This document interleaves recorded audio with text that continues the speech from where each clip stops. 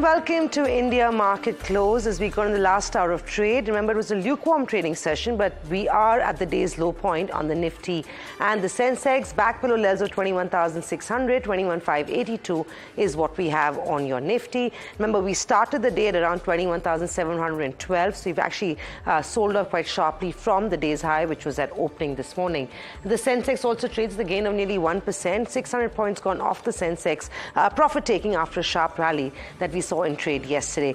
Bank Nifty is down 0.3%. Fin Nifty, if I can pull that up, will give you a better sense of what's happening. Remember, Fin Nifty contains the Bajaj twins, and that's trading with a cut of 0.7%. In terms of the other sectors that are losing, you've got FMCG, consumer durables, taking a bit of a hit this afternoon. On the gaining side, you've got IT, that doesn't look too bad. Metals and media are the three sectors that are still holding themselves in positive territory. Not hugely positive, but still not doing too badly.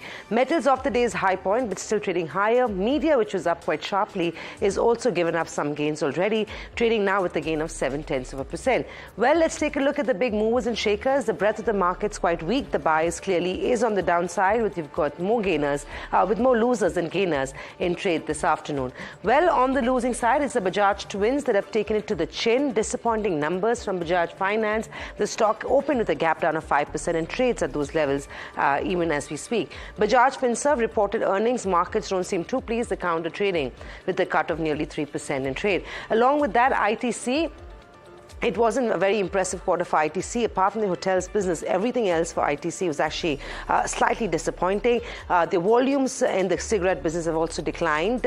That's an aberration. So all those factors have led to the counter seeing a cut of 2.5% in trade right now. Well, along with that, RIL, after a 7% up move, trades with a loss of 2%. Profit taking after such a sharp rally on the counter is bound to happen, and that's really what's playing out for the stock as well.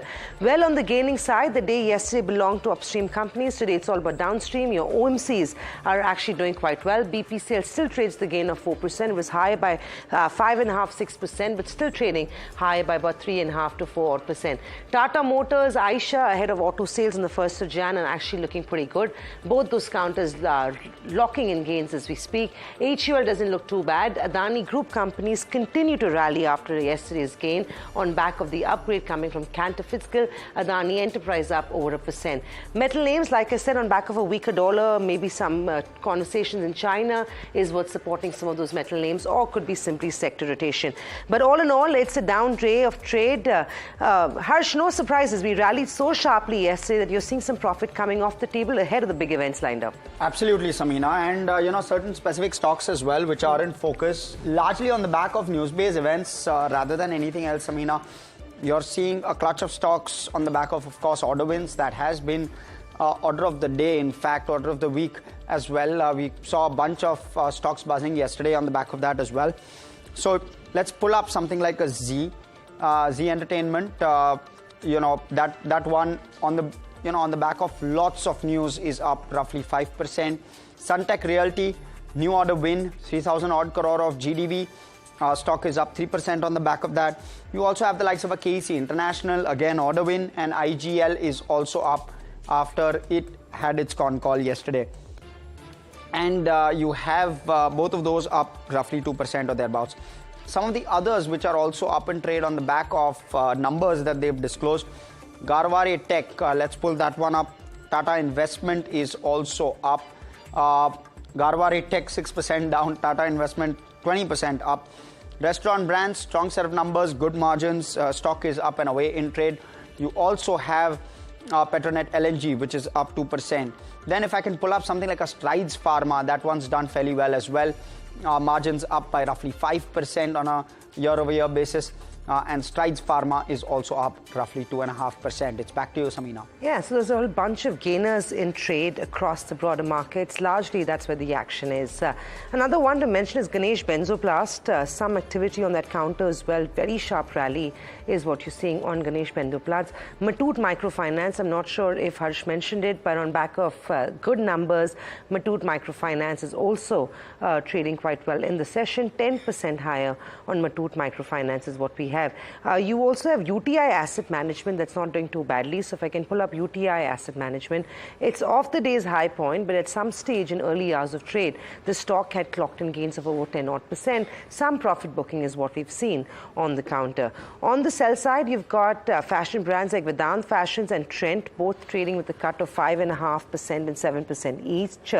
Borosil Renewables, that was rallying very sharply on back of the solar ceiling, is having a little bit of a down day. 5% cut on Borosil Renewable is what we are picking up on.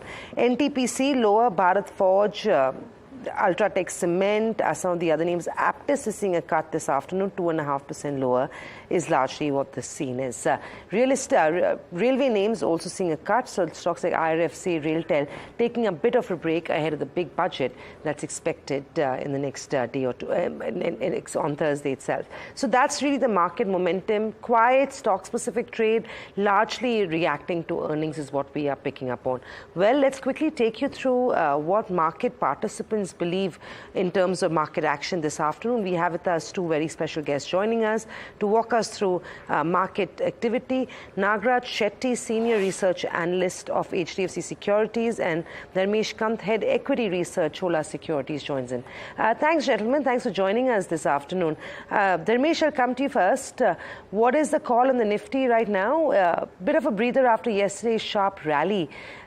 Fundamentally, would you be initiating any positions, tactical positions, of course, ahead of the budget?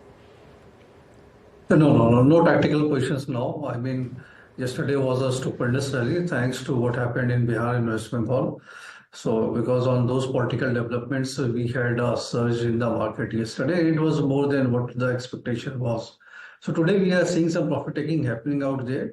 And one should take a backseat now, be on the fence and watch the market for next couple of days. I'm expecting a good correction in the market post the events are over. And one is the domestic event, that is the vote on account, budget on 1st February. And before that, we could also be through with FOMC meeting outcome in the US. So these are two major events playing out, and my own sense is with this heat in the market, it should come down to normal temperature levels, and then again the climb up will start. So we'll see after that. Nagraj, very quickly, the trade on the Nifty, we opened at levels of 21,700 plus, now sub 21,600. Would you consider going long on the Nifty at these levels? I know we've got the big event on Thursday, but just ahead of that, initiating a long trade maybe for tomorrow, if not Thursday? Hi, good afternoon, Samina. Looking at the way the market has bounced back recently from the lower levels, the chart pattern is indicating whatever the decline we are seeing right now is going to be absorbed in the next day or two. The consolidation moment and the weakness in the late second part of this session is indicating buy and dips opportunity. I'm expecting upside bounce from here. Currently, Nifty is facing resistance around 21,750 odd levels, and after this consolidation or a minor weakness, eventually we are going to see the decisive upside breakout of this 21,750, 21,800 levels, and Nifty could head towards the gap area of previous opening downside gap around 21,980 levels. Right. Nagraj, if I can also quickly quiz you with regard to your views on the Nifty Bank. We've had some pressure on that one today. How do you view that ahead of course, the big budget, as well as, the way the Nifty has moved, as well as the Nifty Bank? How do you view it on charts at the moment? Yeah, obviously that Nifty banking sector was lagging compared to the benchmark Nifty over the last few sessions. And recently we have seen some good upside bounces from the 200-day EM around 44,500 on any dips from here is going to be set bank trading from the bank, and I'm expecting buy on dips opportunity as well. 44,500 is going to be the strong support. Right. Nagraj, hang in there. That was the view coming in on the Nifty and Bank Nifty. But shifting gears to an important earnings that came through, Suresh Manglani, ED and CEO of Adani Total Gas, joins in to break those numbers down for us. Afternoon, Mr. Manglani. Thanks for joining us. Mr. Manglani, to begin with, can you highlight for us what has contributed to this stellar performance that we've seen in the fourth quarter? Thank you. Thank you for inviting Adani Total Gas on your channel. We have given results today with 13% overall increase in our volume, 24% increase in our CNG volume on quarter-on-quarter basis, and our consolidated EBITDA is now crossed 846 crore, 20% growth on year-on-year basis. The drivers, as you asked, there are mainly four drivers. One is certainly our vision of Gautam Bhai is to continuously accelerate infrastructure development for both PNG as well as for the CNG. Second is India's growth story has certainly helped us to grow our volume to double-digit trajectory. Third, of course, is the supportive policy formulation both by Government of India and the regulator. And the last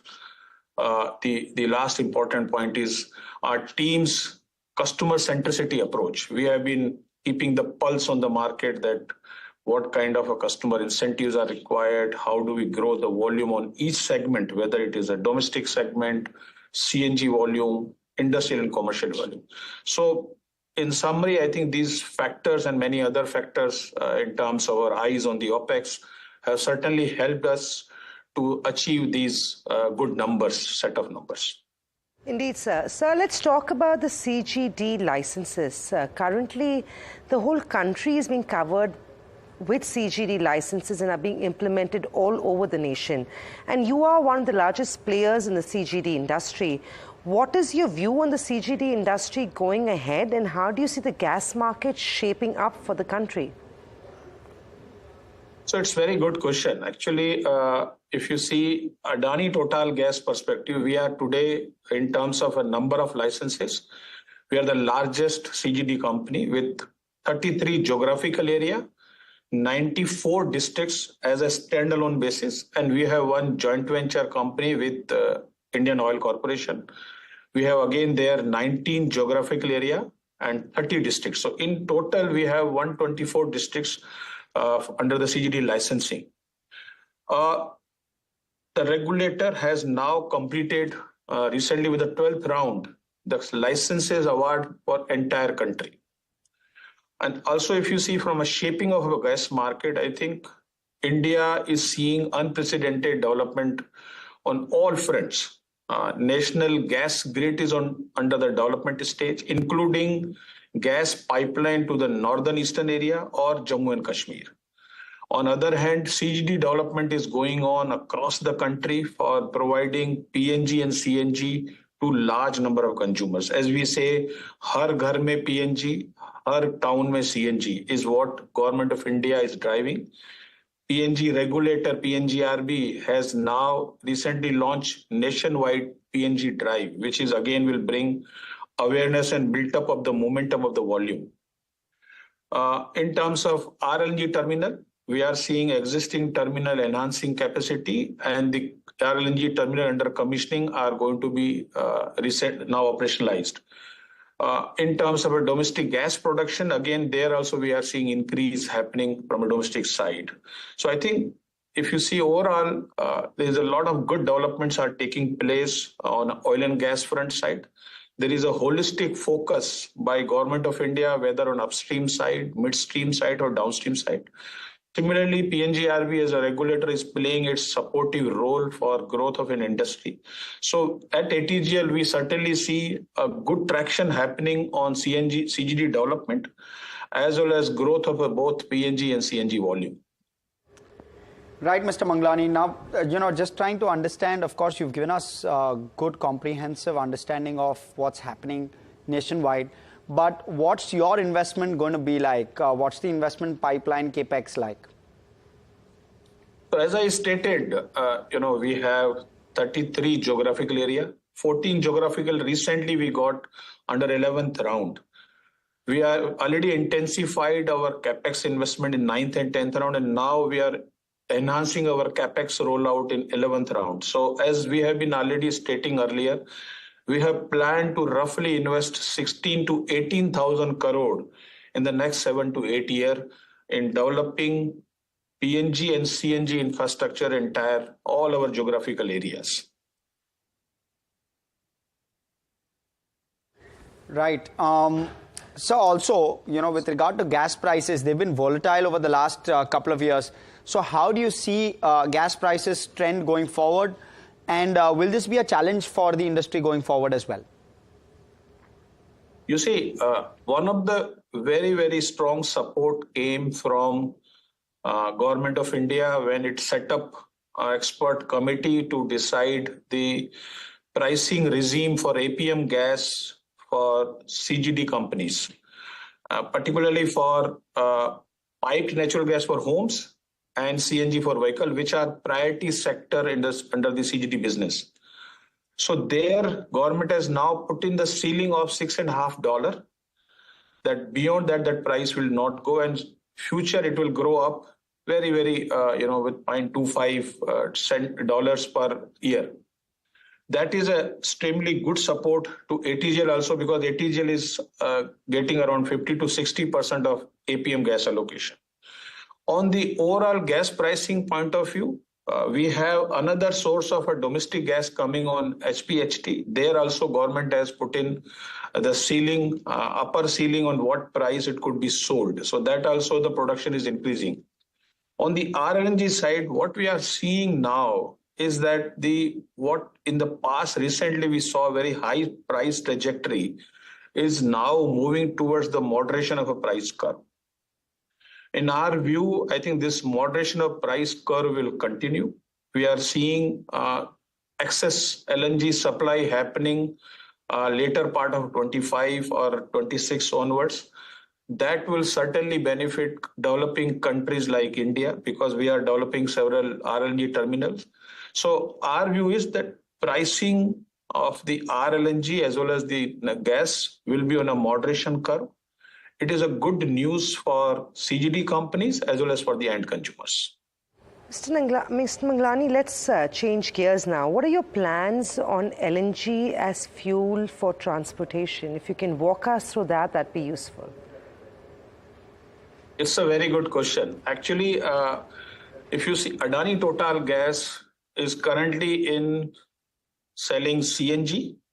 We are developing compressed biogas CBG. We are also setting up EV charging station for our e-mobility business segment.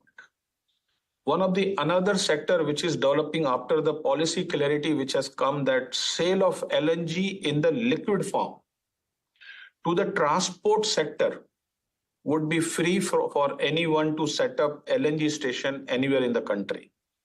We see this is a big opportunity. Second development took place by the recommendation which have come by Energy Transition Committee, which suggest phasing out of HSD diesel to the LNG for long-haul trucks and buses in the phased manner.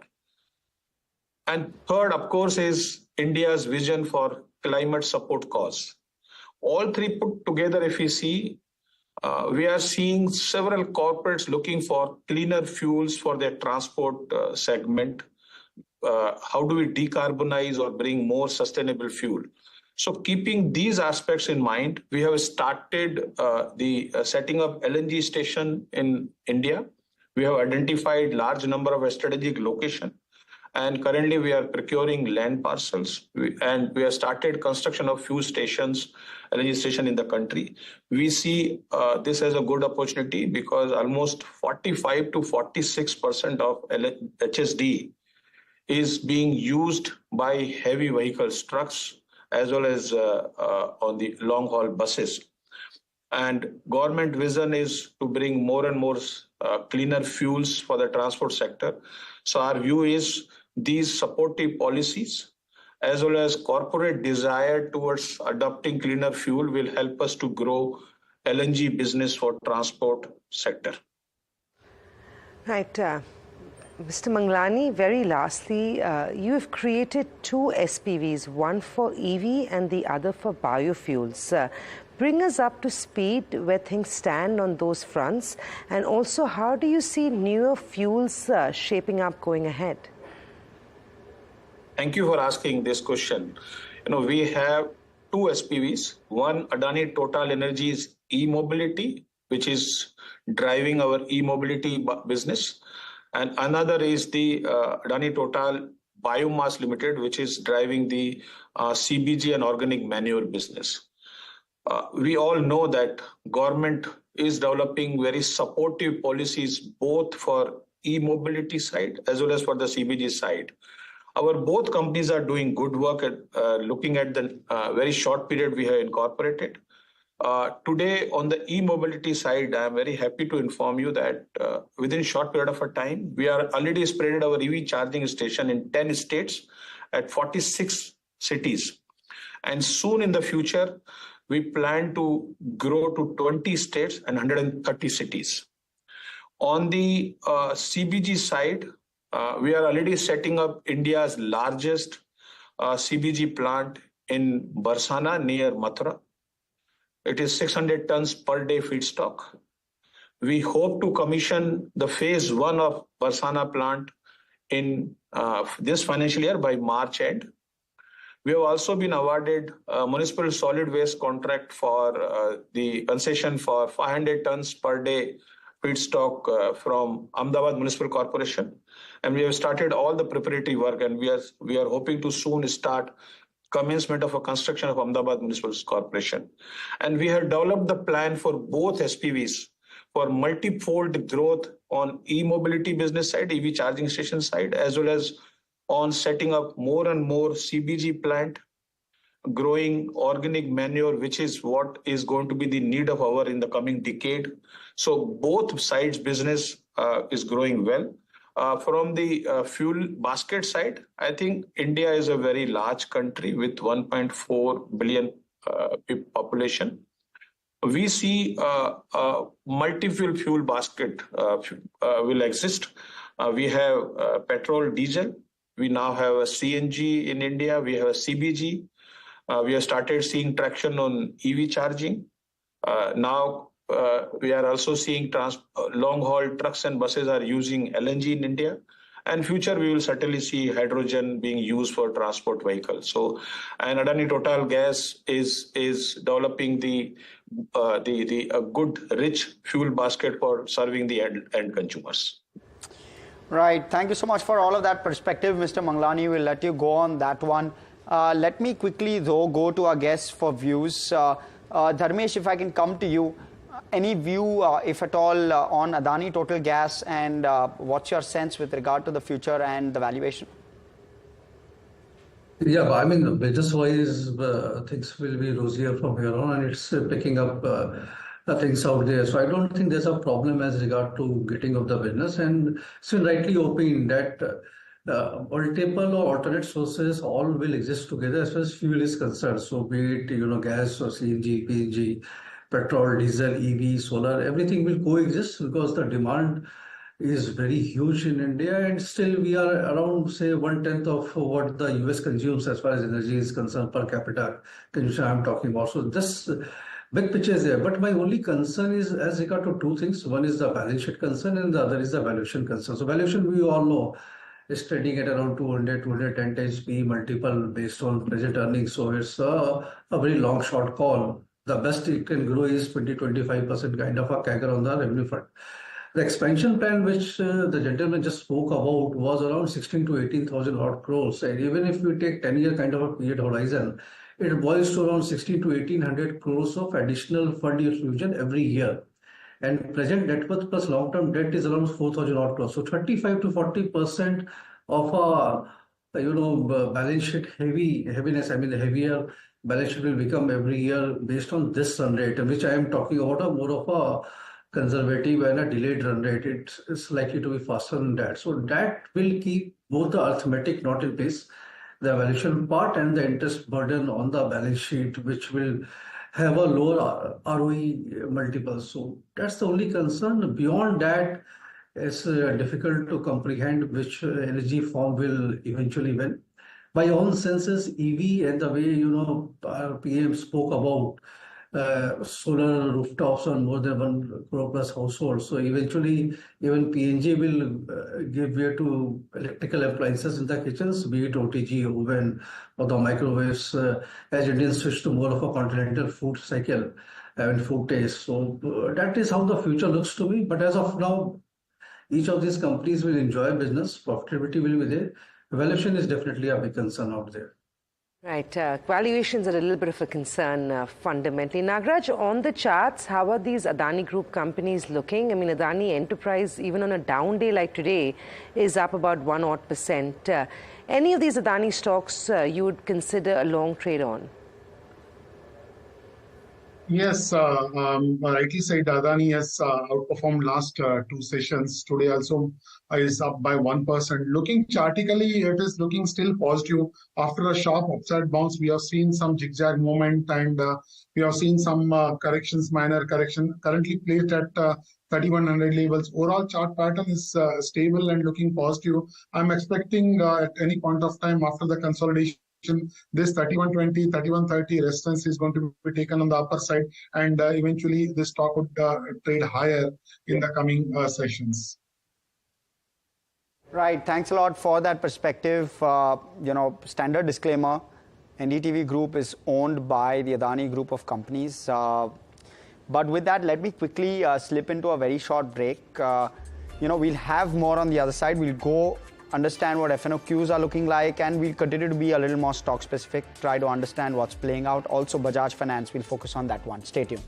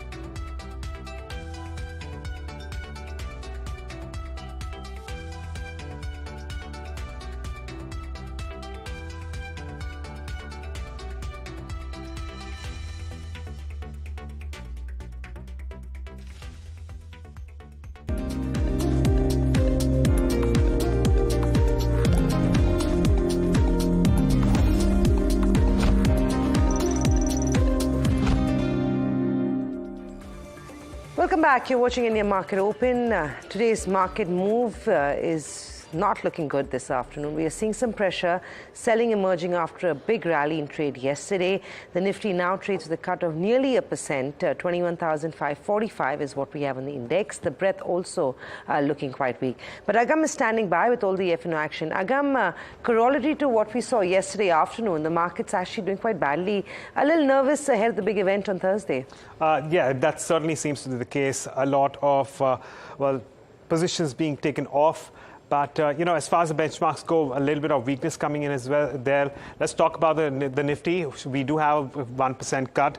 And when I was talking about some positions being taken off, I meant that we are looking at a decline in open interest of nearly 7% in the index futures.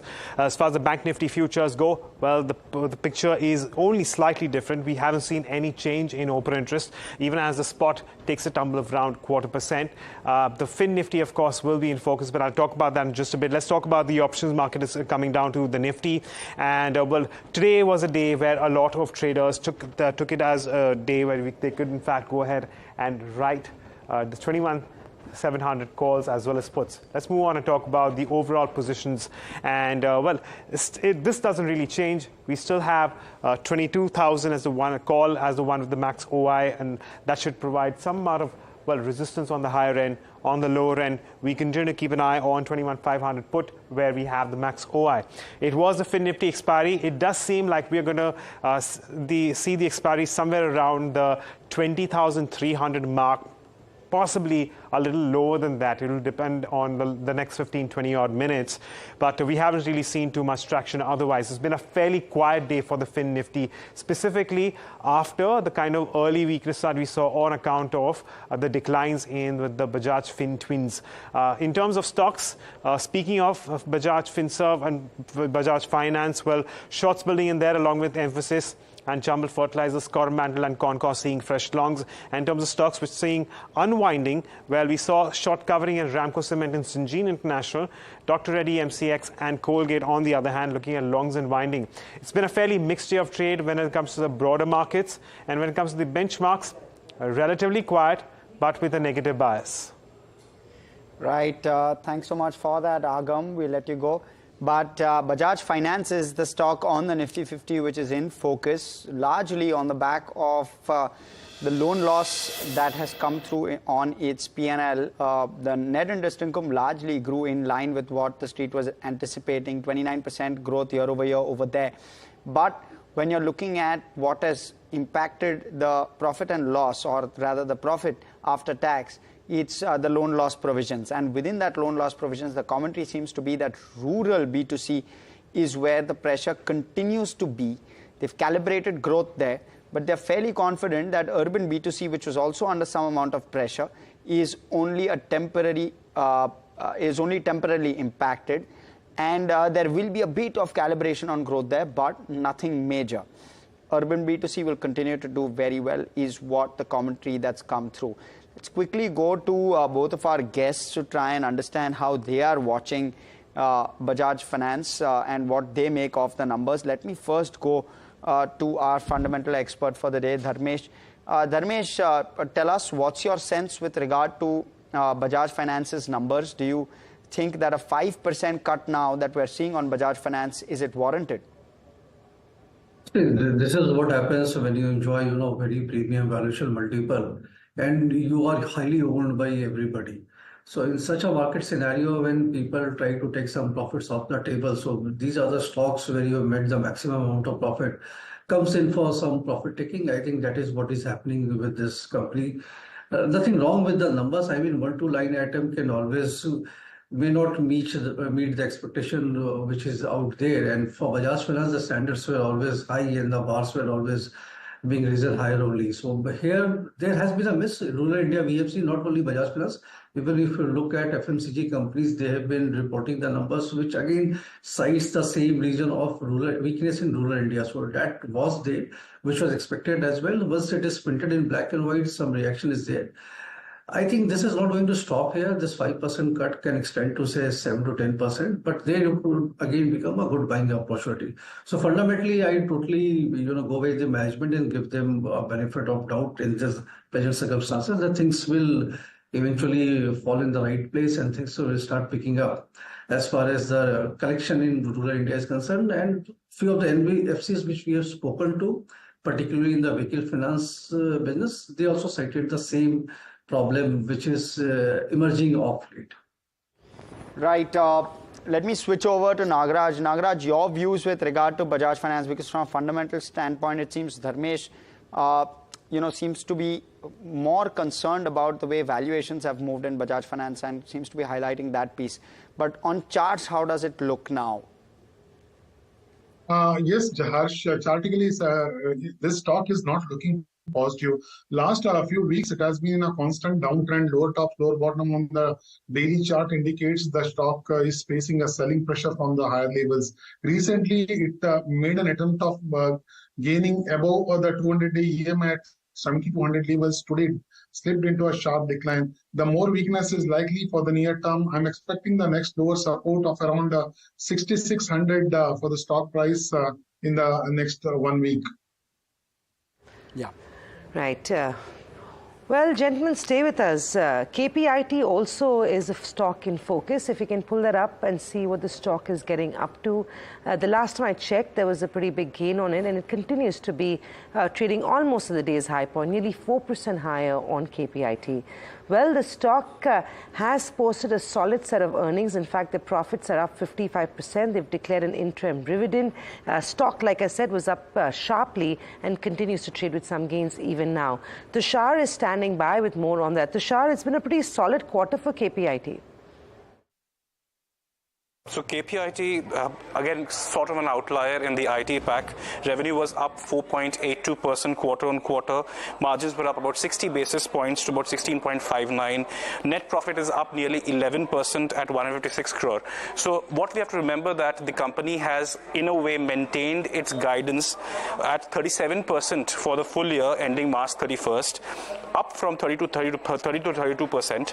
The EBITDA margin, as what the company declared, was at 20.6%. In Q3.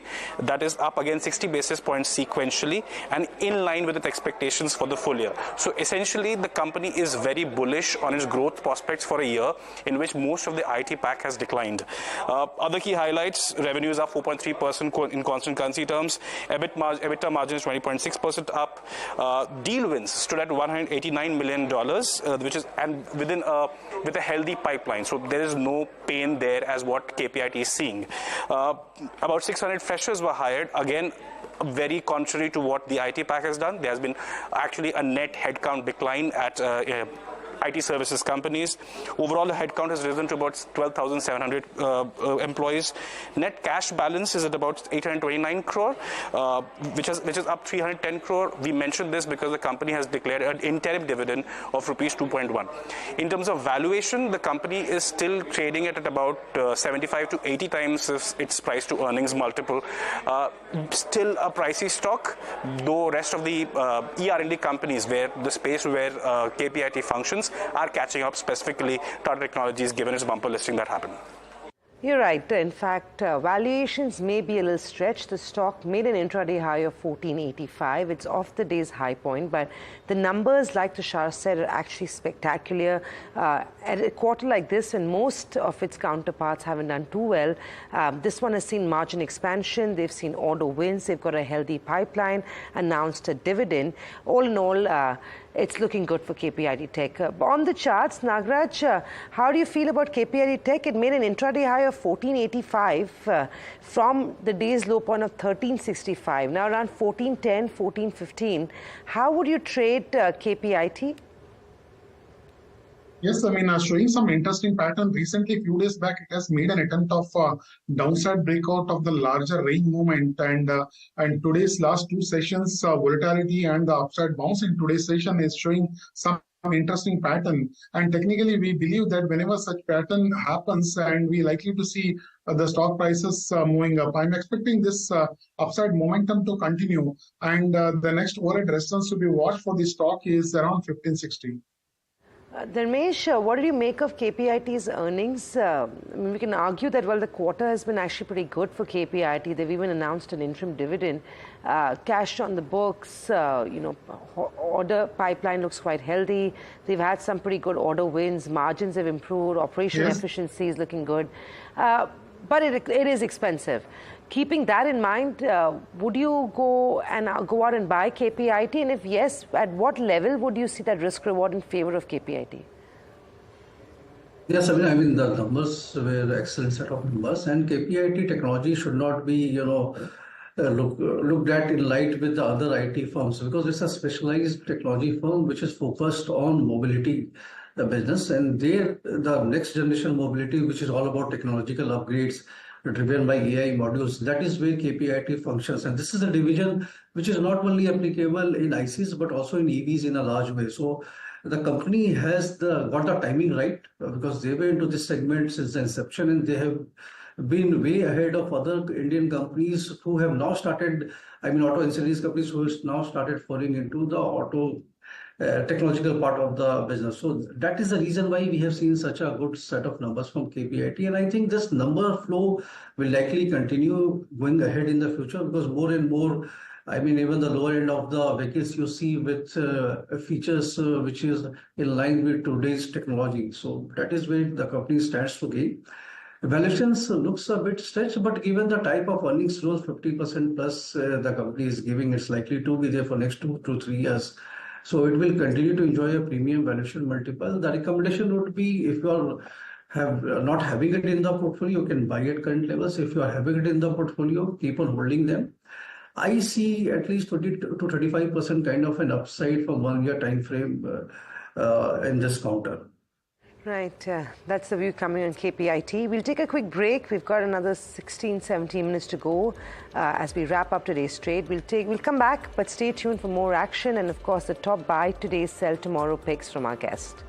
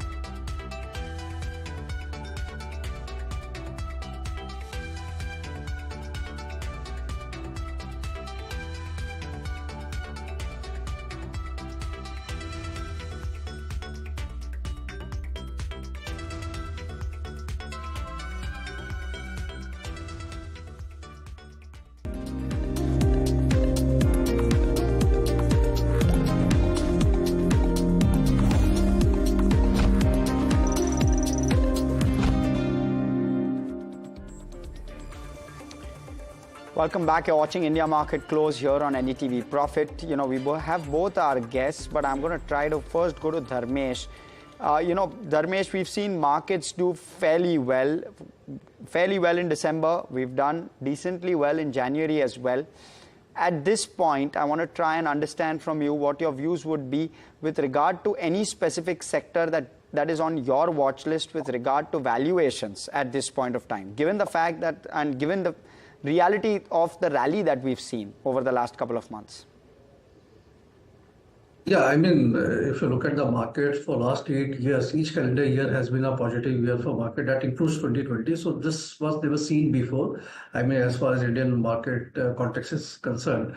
Valuation-wise, at current juncture, if you look at it, the value appears to be in our private sector banking space. So that is one space where you can safely call it where the valuations are near mean levels, so just in between mean and one standard deviation level. It has not shooted up through the roof, say, for example, railway stocks or infra stock.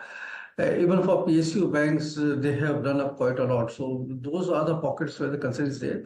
And in private sector banking space, I think ICICI Bank came with a brilliant set of numbers. IndusInd Bank numbers was very good. Kotak was also in line. I mean, Kotak Bank was also in line with the numbers. So these three picks, if one holds and buy for say this calendar year, the returns would be pretty fair compared to if you are stuck with say a railway stock or an infra stock.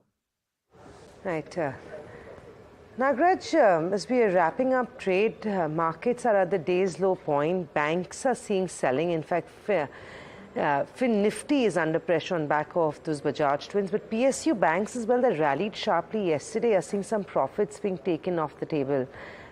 In terms of trades, any sort of buy today, sell tomorrow, sell today, buy tomorrow strategies for our viewers? Yeah, today the market has declined sharply from the higher levels towards the close. And if you look at the broader market indices like mid cap and small cap, they are intact. They are in an uptrend. There is no kind of any reversal pattern unfolding in those segments. Particularly, there are some sectors, metals you can take up. PSU bankings are outperforming, though they have declined, pulled off the trend from the higher levels. I'm in a view that in a metal space there is a possibility of some more upside ahead, and even in PSU banks as well. In the metal front, Hindalco is the one. It has declined from the higher levels though, and I'm expecting this buying could emerge from the lows. The overall chart pattern of the Hindalco is looking positive, and I'm expecting this to show some reversal on the upper side. So I'm expecting this to be a good pick for the longs in the next few sessions. And as well as the PNB. Chartically, PNB has been in a strong uptrend, higher tops and higher bottoms. It has been taking support of 10 and 20-day EMAs, continuously moving up. Though placed at the higher levels, pulled up from the highs, and the still overall chart pattern is looking positive. As per the smaller and larger term, this stock is likely to move further. There may be some consolidation or a small dip, but overall chart pattern remains intact for this time. Right. Well, the markets are at the day's low point, and that looks a little unsettling. 1% off on the Nifty, threatening 21,500. So we are 21,516 as we see it on the index. One stock that's been quite a gainer in today's trade has been Z. We believe the NCLT has agreed to hear Madman Films' plea on the Z matter in relation to the Sony merger. On back of that news, the stock could be seeing a gain this morning, holding on to its gains with a 6% rally that we've seen. Dharmesh, have you been tracking Z? I mean, it'd be hard not to. What do you feel about Z? How would you approach the stock? Do you think it's a good value buy and you could potentially see the stock returning back to its previous glory once this saga is behind them? I hope I could, Sabina, but it's a total avoid for me. And we do track this company, but there's no recommendation on this stock. I don't know, Nagraj, do you trade this one? Do you have a view on Z at all? No, we don't trade and we don't give any recognition on this. But on chartically, it has damaged. The whole chart pattern is damaged after a sharp fall. And technically, we believe that whenever the stock declines sharply beyond certain limit, and it tends to go for some pullback rally. This is what exactly happening. Maximum upside could be around 180, 185 on this, which is the next set of resistance could come in. So I'm not that optimistic in this stock at this point of time. Right, thanks so much for that. But let me switch focus. DRL expected to release third quarter numbers. Monal is standing by. What's the key monitorable as well as what's the expectation, Monal?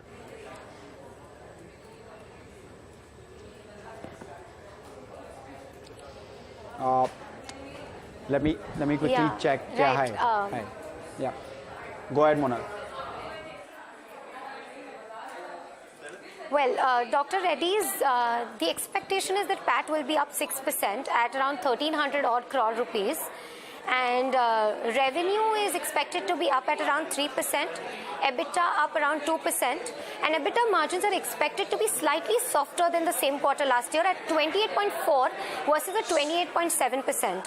Now, what are the key monitorables for the stock? One is US revenue growth. So the company had said that the base business is seeing a price erosion stabilization. So we need to see whether the same trend is at par this quarter.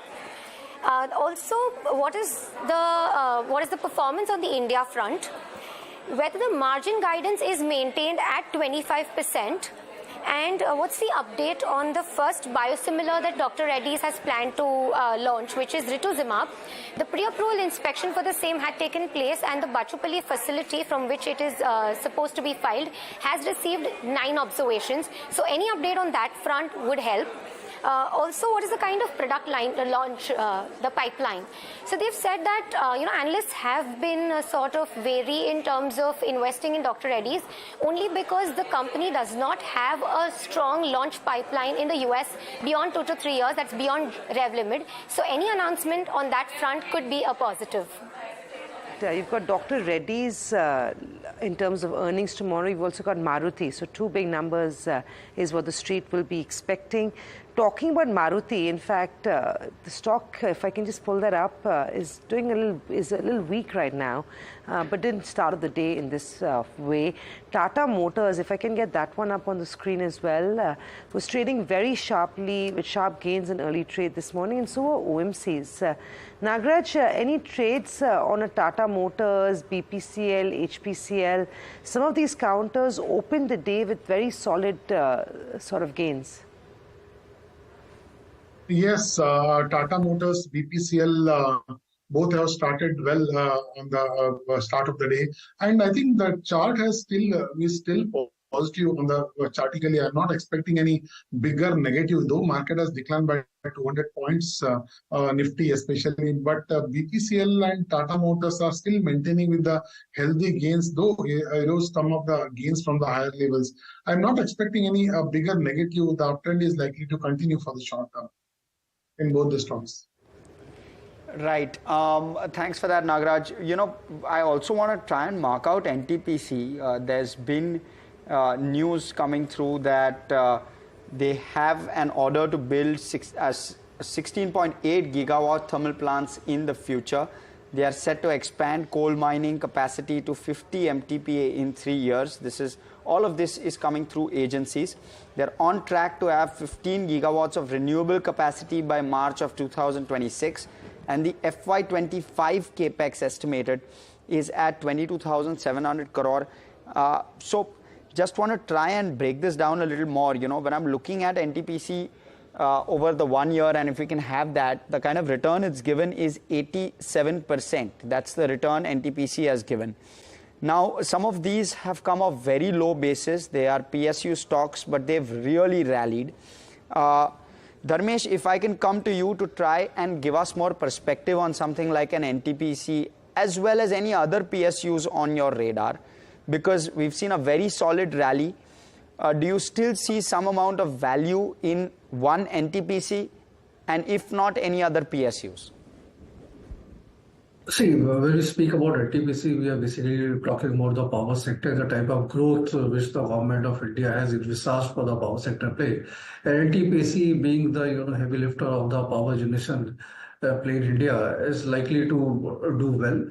I think most of the thermal power projects which will be awarded, NTPC would be getting them, and these news flows which you just illustrated,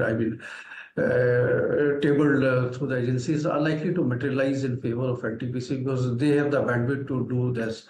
As far as valuation is concerned, I think still there's a scope for 30-40% kind of a return is still there on the scopes, because as the numbers keeps on materializing, you will get the analyst rating and the future projections will be more viable in nature. So that is where the stop is as of now. But I do think it's a good portfolio buy even at current levels, being the prime leader in the power sector play. Apart from that, I mean, PSUs, if we are saying, if you are, again, I should give a caveat out here, if you have a period of 3 to 5 years kind of horizon, RVNL is still very good. RVNL, NMDC, these are the companies which you should still be having it in your portfolio. Right. That's the word coming in. Two stocks, Nagraj, one on the gaining side and one on the losing side. Reliance Industries made a very smart move in trade yesterday. One of its biggest gains in the recent past, made a record high. Today, of course, you're seeing profit taking 3% off on the counter. How would you approach Reliance Industries? And I also want to throw in HDFC Bank, because this was pretty much single-handedly responsible for the markets correcting in last week's trade. It seems like it's finding its feet around levels of 1400, 1450. Both those counters, what is your view? To start with, HDFC Bank, due to compliance issue, I won't be able to comment on HDFC Bank. But secondly, Reliance, as you mentioned, on chartically, we have seen some higher tops and higher bottoms recently. Over the last 1 to 2 months, it has moved up very well. And whenever we have seen the downward correction setting in for this Reliance from the higher level, the stock has made a higher bottom and convincingly moved up. I think yesterday's move was the phenomenal. It has made an attempt of upside breakout of the strong, larger range movement. And today's decline, I'm expecting to be a process of a higher bottom formation for this stock. And 2750, 2720 is going to be the good support for the Reliance. And this could be a base for the near term. Right, thanks for that, Nagraj. Dharmesh, quick thoughts, anything on Reliance? What are your views? Plenty of value unlocking still there in the pipeline. How do you view this one? So definitely, I mean, just a quick view. Based on SOTP-based valuation, 3,100 is the target price we are looking at Reliance. And our own sense is that by FY26, the net profit would be 1,05,000 odd crores. And this does not include the new energy business which Reliance is talking about. It's based on the 4 existing business verticals which the company is having in the portfolio. Right. Thank you, gentlemen. Thanks for joining us this afternoon on India Market Close. It's been a bit of a rough day in terms of trade. The markets, which started the day at 21,700, we did get a gap up opening, but that very quickly in late trade got sold into. The Nifty going home with a cut of 200 points, nearly 1% off. So we've gone all the way down to 21,530. Remember, it's all eyes on the big event. Traders at this stage ready to go in with big positions ahead of the big interim budget that is expected on Thursday. Well, the Sensex as well saw a cut of 1%, 800 points given up on the Sensex. All of this comes in after the markets have made a very smart move in yesterday's day of trade. Well, the breadth of the market also deteriorated towards the last hour of trade. We did see some selling coming in. Bank Nifty or Fin Nifty in particular saw a big sell-off in today's trade. Both your twins from the Bajaj, that's the Fin Nifty, down about 0.7%. If we can quickly pull up the heat map to get a sense of what moved the markets, like we said, there were a whole bunch of losers in today's day of trade. The Bajaj twins led the losses. Bajaj Fin down over 5%. Bajaj Finserv also trading or closing with a gain loss of about 2.5%. Cement and Ultratech and Titan both saw a cut. RIL, after an 7% up move yesterday, saw a cut of about 3% in trade. Along with that, on the winning side, you've got, in the losing side, you've also got Maruti's looking subdued ahead of its numbers, which it will report in tomorrow's day of trade. HDFC as well seeing some weakness. On the gaining side, Tata Motors had a very solid day. At some point in the day, it was up 5%. It took over the market cap of Maruti, but finally going home with a gain of about 3%. OMCs have had a field day. BPCL, HPCL are all up and about. 2% gains on BPCL. Aisha did okay. Adani Enterprise building on gains from yesterday, up about 1%. And some small gains coming in for tech players. All in all, it was a weekday of trade. In the late hour of trade is when the market sold off. The Nifty finally going home with a cut of over 150 points to 21,535 is where we closed the session at Harsh. Well, yes, absolutely. That's a quick roundup on how the markets fared. Let's quickly look at where the broader markets have closed. We are seeing the Nifty mid cap roughly 0.5% odd lower. We're also, but the Nifty small cap is up around 0.25%. So that's one positive pocket. The breadth of the market, as Samina did mention, was fairly weak in terms of the Nifty small cap itself, because that one closed higher. I'll quickly have some names for you. IRB up 13% today. Apar Industries up around 6%. Angel One up roughly 5.5% That one is on a one-way tear. Data patterns also seeing good gains of around 5% odd. Among the losers, there was Jubilant Ingravia, KEI, and Chambal Fertilizers, all three of which were down by 3.5% plus. Within the mid caps as well, good buying seen in Z, Syngene, Hindustan Petro, KPIT Tech. KPIT Tech came out with numbers, all of which were up 3.5% plus. Among the losers, you had the likes of a Coromandel. That stock also declared earnings, badly beaten in terms of margin, 7.5% lower for that one. You had the likes of Persistent also down 3% in trade. So that's where we're at, at close today. But that's all we have for you. Of course, the countdown to budget begins. NDTV Profit brings you the top corporate voices and what they expect of the budget. Here's what Dhaval Ajmera, who's the director at Ajmera Realty, expects from the interim budget. We will leave it at that on this edition of India Market Close. We will see you tomorrow, but have a look at what Dhaval Ajmera had to say.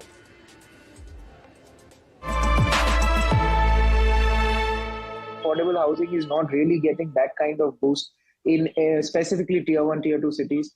And it is the need of the hour. So honestly, I think if such changes in definition coming in and PMAY2 coming with better and more ease of doing business, I think it will really be a big booster to the market.